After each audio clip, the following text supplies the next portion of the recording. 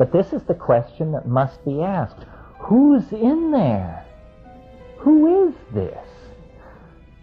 There are at least 3 possibilities. And I'm not sure which is the most conservative. The first possibility is that we don't understand how the world is constructed, and that, in fact, there is a parallel universe running alongside of ours, full of elves who use a language to make objects. And then why you can burst through to this place on this one drug, then that raises, each explanation raises a lot of questions. Then the other possibility is, this is the Jungian possibility. And Jung, I can't remember which one it was, but one of the later things, he talks about these elves because of the Kibiri. The Kibiri are the alchemical children that appear in Act 3 of Faust, that Jung spent a lot of time on these alchemical Kibiri and the question of the homunculus.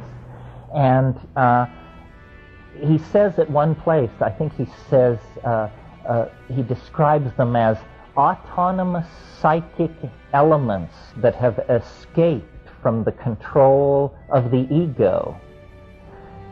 This is a weird way to go about it. I mean, it's probably an accurate description, but how much does it tell us, It means that the psyche is to be visualized as a half-gallon of mercury, and when we throw it on the floor, the mercury balls up and spreads everywhere, and each ball of mercury you look at, by gad, it has a little face looking back at you. That's because mercury is a mirrored surface. You're looking at your own psyche shattered into thousands of pieces around you. Another possibility, and one I leaned toward for years, and I still lean toward, because I've noticed the radical nature of your explanation diminishes with the distance since the last time you smoked the DMT. The longer it's been, the more likely you are to have some humdrum notion that you can pour it into. So the humdrum notion that I settled on was, well, clearly these are just extraterrestrials. They don't come in silver ships demanding to be taken to the National Defense Agency. This is how they come. Why they come this way, who knows? They're coming through mind. Mind is the medium in which they travel. Where do they come from? Who knows?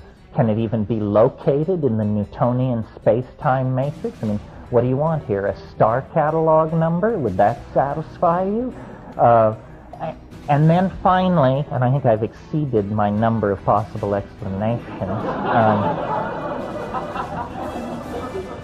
and then finally the explanation, which is my current favorite, it's a little disturbing, and I haven't quite figured out what to do with it, but I have a sense we're on the right track here. The reason the DMT space feels so peculiar, both alien and excruciatingly familiar, is because these things in this other place represent what I call an ecology of souls.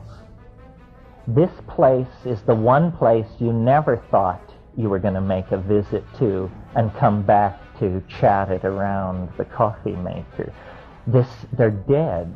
That's who these things are. This is the realm of the dead. Well, I have to confess, in all of my psychedelic voyaging and idea mongering and all of that, I never was able to go that far, to reach that far in my imagination. It sort of had to be presented to me. But if you go to shamans worldwide and talk to them about their spirit helpers and say, what's the deal with this? Who are these things? They say, well, these are the ancestors. Didn't you know? These are the ancestors. It's perfectly cut and dried and normal. I mean, this is absolutely forbidden by the modern worldview. And yet it lies very, very close to the surface in our culture. I mean, as an example of how close to the surface. It lies in our culture. Consider for a moment Santa Claus. What's this about? Santa Claus is the master of the elves. The elves that he is master of are demon artificers. They make toys for the world's children in their vast underground toy shops. And where are these underground toy shops? At the North Pole.